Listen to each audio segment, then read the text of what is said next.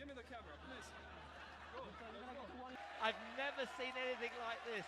This is sensational stuff. Ora, boas malta, vamos a mais um ponto de break. Vamos começar com o rescaldo dos jogos de hoje. Vamos falar também um pouco como é que correu em termos de entradas. Vamos começar com o jogo, a maior surpresa do dia. O Carlos Alcaraz caiu na primeira ronda de Monte Carlo, num Principado de Mónaco, aos pés do Sebastián Corda por 7-6, 6-4 e 6-2, numa batalha de mais de 3 horas. O espanhol teve a servir para fechar a primeira partida e teve a vencer por 2-0 no último set, mas deixou escapar derivado às condições muito ventosas, que o norte-americano soube lidar melhor com elas. O Sebastián Corda acabou por salvar 13 dos 19 breakpoints que teve contra, muitos deles salvos por uma má definição na pancada do Alcaraz, com influência, lá está, das condições meteorológicas que condicionaram um bocadinho o Carlos Alcaraz, que ainda não tinha feito nenhum jogo nesta superfície em Monte Carlo. Recordamos que ganhou em Miami e depois este foi o primeiro jogo e lá está, apanhou um Sebastián Corda que tinha outro rendimento nesta superfície. Também, lá está, foi um jogador que acreditou sempre que poderia vencer o jogo, nunca deu o jogo como perdido e, como eu disse lá no nosso Telegram, foi à semelhança do jogo de ontem do Villarreal, que acreditou que no último momento poderia ganhar o jogo e acabou por ganhar e acabou por por ser também mérito do Sebastián Corda, mas, na minha opinião, um jogador que está a servir para fechar o primeiro set e tem uma vantagem no set decisivo por 2-0 e não consegue fechar, acho que há muito mais de mérito do que mérito do adversário, embora aqui há sempre, podemos sempre puxar para um lado ou para o outro. Depois tivemos outros jogos interessantes. Tivemos aqui o jogo do Rosavuri, que era o mais 4,5, mas foi perdida porque ficou 7-5 e 6-3. O Jannik Sinner venceu e venceu bem. Depois tivemos o Ramos Vinolas, que era o mais 21,5, e vitória do Ramos Vinolas e foi vencedor porque ganhou por 6-4, perdeu o segundo set por 2-6 e ganhou o terceiro por 6-4. Tivemos o menos 2,5 do Sonego. O Sonego para mim foi a grande desilusão também do dia, porque parecia um jogador completamente apático, parece não ter descansado bem. Foi um jogador que parecia que não estava ali no corte, cometeu muitos erros não forçados e acabou por pagar a fatura. Tivemos o Fritz, que, como eu tinha dito, a calor do Marin Cilic não fazia jus ao jogo do croata, e o Fritz, embora teve um jogo muito complicado contra o Lucas Catarino, mas mesmo assim é um jogador da casa, um jogador da casa, como quem diz, faz-se da casa, como a gente costuma dizer, e ganhou muito bem, 6-3, 4-6 e 6-4. Tivemos o Casper Ruud, que estava à espera de um jogo muito mais curto, porque foi um 7-6, 7-5. Estava à espera, mas o OG Rune jogou muito bem, principalmente a explorar a profundidade das bolas. E tivemos aqui um Evans que também não cumpriu a linha que nós tínhamos traçado, que era o mais 3,5.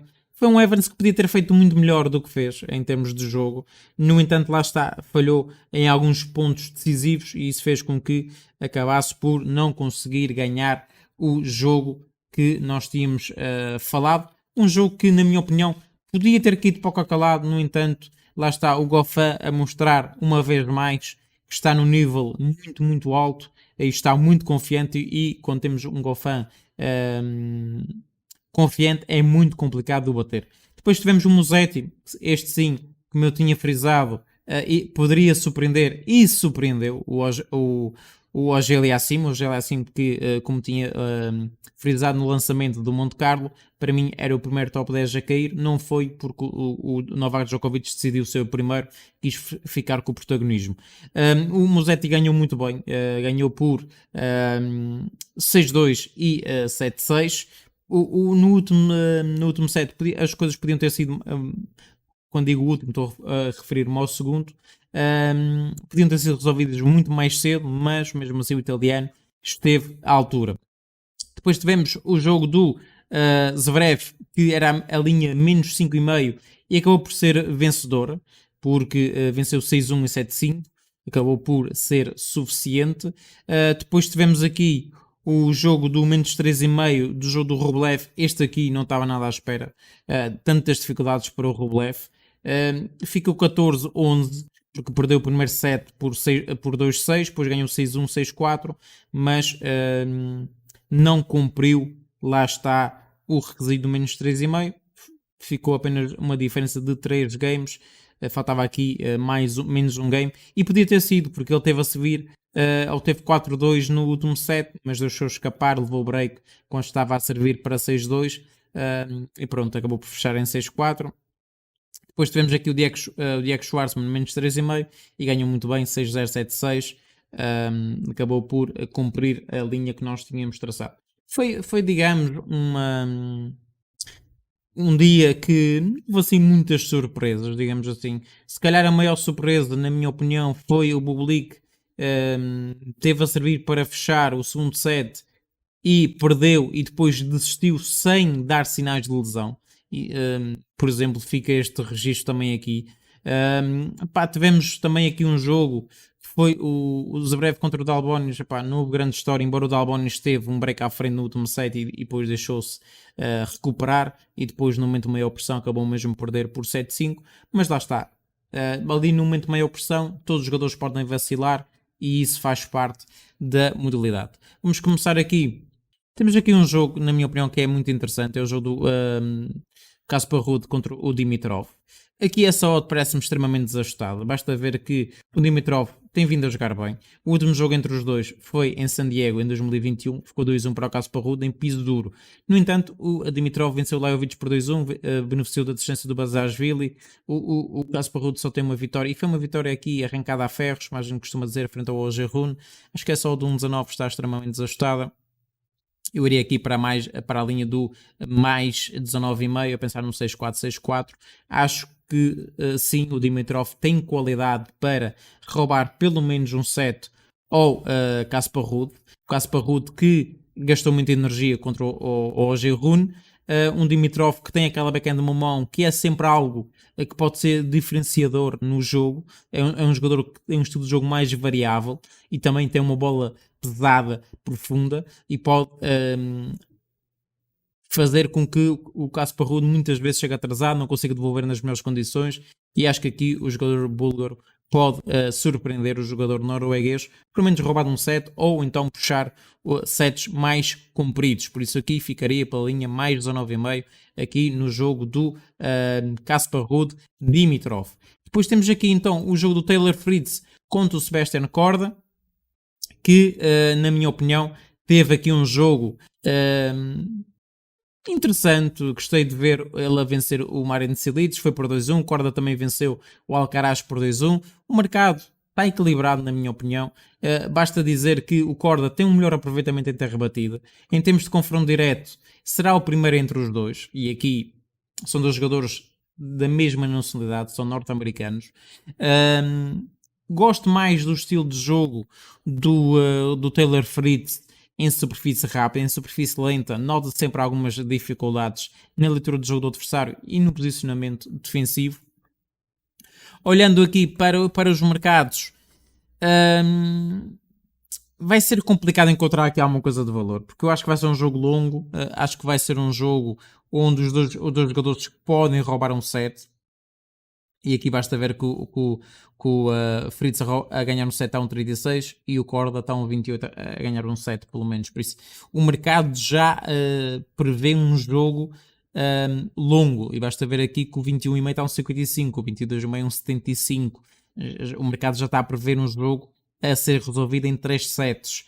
Eu não gosto muito da odd do over 1,5, do over 21,5, nem do 22,5. Olhando aqui para a forma como normalmente os dois jogadores têm vindo a jogar, gostei muito da forma que o Sebastian Korda jogou contra o Alcaraz. Aqui a questão vale saber se vai ser jogado com vento ou sem vento. Com vento, acho que o Sebastian Korda ganha aqui um upgrade nesta odd. No entanto, acho que é um jogo para ir ao vivo. Não consigo encontrar aqui nada de muito valor para esse jogo. Acho que esta odd devia estar ligeiramente mais alta. É um jogo muito equilibrado. Claro que em termos físicos o Fritz está de rastros, porque nos últimos 3 jogos foi ao último set, foi muitos sets para já. ao perder com o Garin em Houston por 2-1, venceu o Catarina por 2-1, venceu o Marian Cilic por 2-1. O Corda jogou Miami só, não jogou Houston, por exemplo, não jogou Marrakech. E aqui tem uma vitória relativamente rápida contra o Batik Vazantchuk e tem uma vitória de 3 horas e poucos minutos contra o Alcaraz. Parece-me que fisicamente o Corda está muito mais disponível e podia olhar para esta odd do Corda se tivesse em torno de 1,83, 1,85, seria algo interessante para se explorar. 1,78 não é tão bom, no entanto, se eu tivesse que recomendar uma entrada a um vencedor para esse jogo, iria apoiar o Sebastian Corda por aquilo que tem feito. No entanto, reconhecendo os dois talentos norte-americanos, acredito que vai ser um jogo longo, no entanto não temos odd para isso. Temos aqui o David Fokina contra o David Goffin. Essa odd não concordo. Percebo que vão buscar o jogo de Herto Gen Bosch em relva, onde o Goffin venceu em 2019 por 2-0.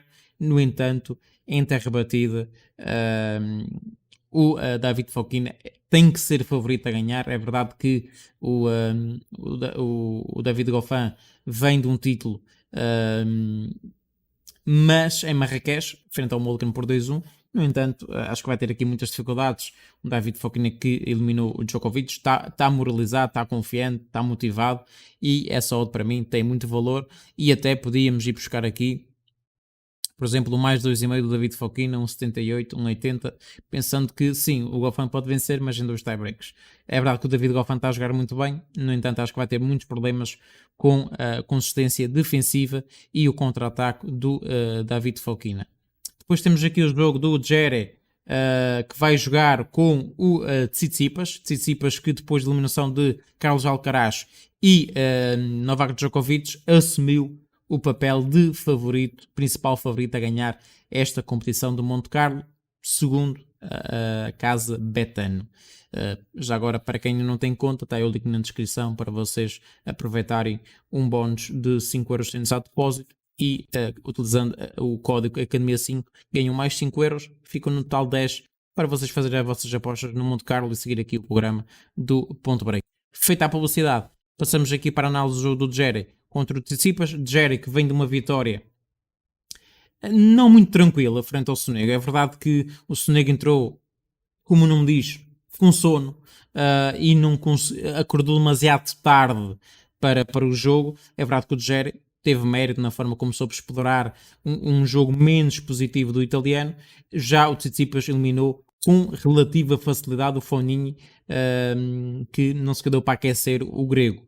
Aqui, em termos de odds, eu concordo que vai ser um jogo para o Tsitsipas. No entanto, temos visto tantos favoritos com odds de 1,10, 1,20, 1,30 a terem tantas dificuldades a ganhar os jogos, que eu não consigo neste momento olhar para esta odd e dizer isto é um odd de valor. Para mim não é um odd com valor esperado negativo a longo prazo. Basta haver aqui uma surpresa, por exemplo, algo que ninguém espera, uma vitória do Djere, ou muitas poucas pessoas, não é? Está um odd de 6. Estamos a falar de uma probabilidade na casa dos 15%. Contra uma probabilidade de 85%. É muito complicado o Tsitsipas não ganhar esse jogo, mas pode ser um jogo muito mais difícil do que essa odd sugere. Pode ser em 3 sets. Olha, por exemplo, este 9,5 aqui poderia ser interessante. No entanto, esse jogo eu vou passar ao lado. Acho que é um jogo para ir ao vivo, ver como é que o Tsitsipas está. O Tsitsipas quer chegar fresco a uma zona mais decisiva do torneio. Vai apanhar, teoricamente, jogadores mais difíceis daqui para a frente, se passar lá está o Djere. Por isso, é preciso ter sempre este cuidado. Depois passamos aqui para o Lorenzo Musetti com o Diego Schwartzman. Lorenzo Musetti, que a par do Sinner,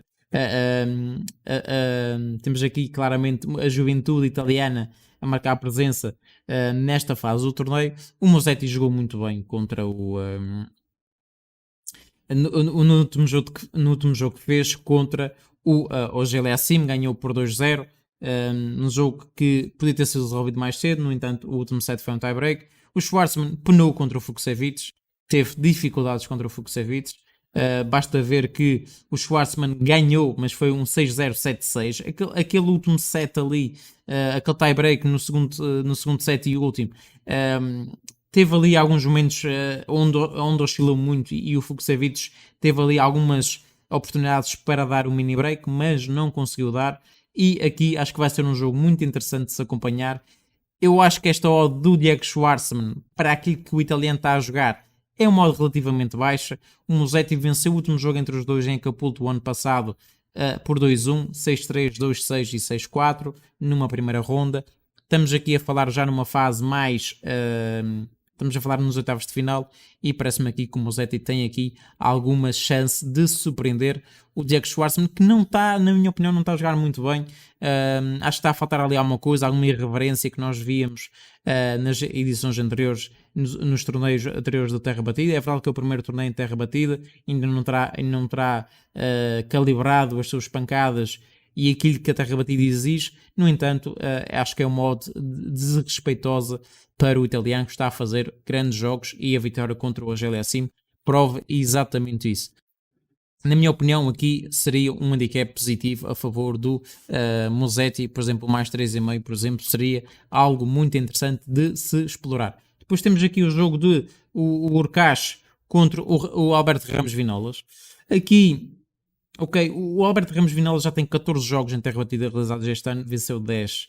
O Alcaraz, no ano passado, em 5, apenas venceu 1. Este ano tem 2 vitórias, fruto da vitória frente ao Pedro Martínez por 2-1, e foi um jogo difícil, frente ao Dellin na primeira ronda do Monte Carlo. No entanto, também não foi um jogo fácil para o polaco. Em termos de superfície e jogo, por exemplo, não podemos esquecer que o Ramos Vinolas venceu o Caminori. O Alberto Ramos Vinolas já era underdog frente ao Caminori, continua a ser underdog para o mercado. O modo 1,65 para o polaco é um modo relativamente baixo, na minha opinião. E vou-me focar aqui no mais 2,5 do Alberto Ramos Vinolas, apostando que o Alberto Ramos Vinolas ou perde em 2 tie-breaks ou pode roubar um set e fazer com que esta linha seja vencedora. Por último, e não menos importante, temos aqui o jogo que para mim acaba por ser interessante. Jogo entre Carreño Busta e Alexander Zverev. E para mim, acho que não há muita história, honestamente, para esse jogo. No entanto, é sempre...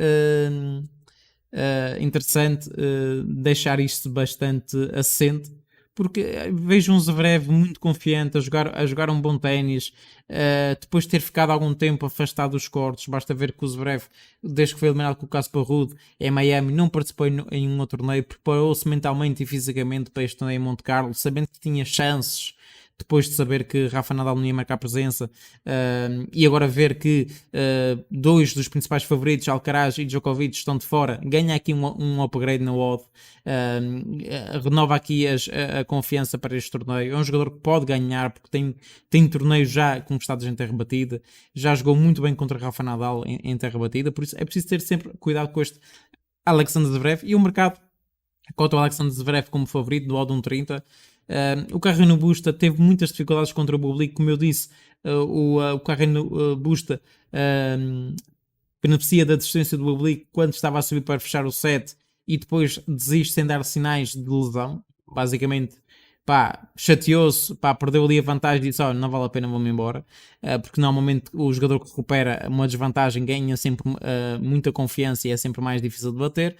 Mas aqui diria que eu iria sinceramente no menos 3,5 do Alexander Zverev, a pensar que o Zverev resolve o jogo relativamente fácil, como fez, por exemplo, contra um Delbonis, que também é um jogador de terra batida, mas espetou-lhe ali um 6-0, depois foi um 7-5, mas mesmo assim acho que vai ser um jogo relativamente rápido para o alemão.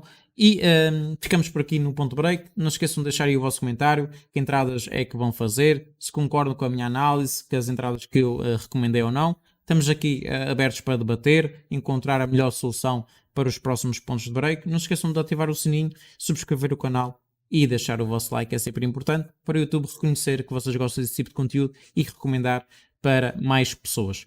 Até uma próxima oportunidade.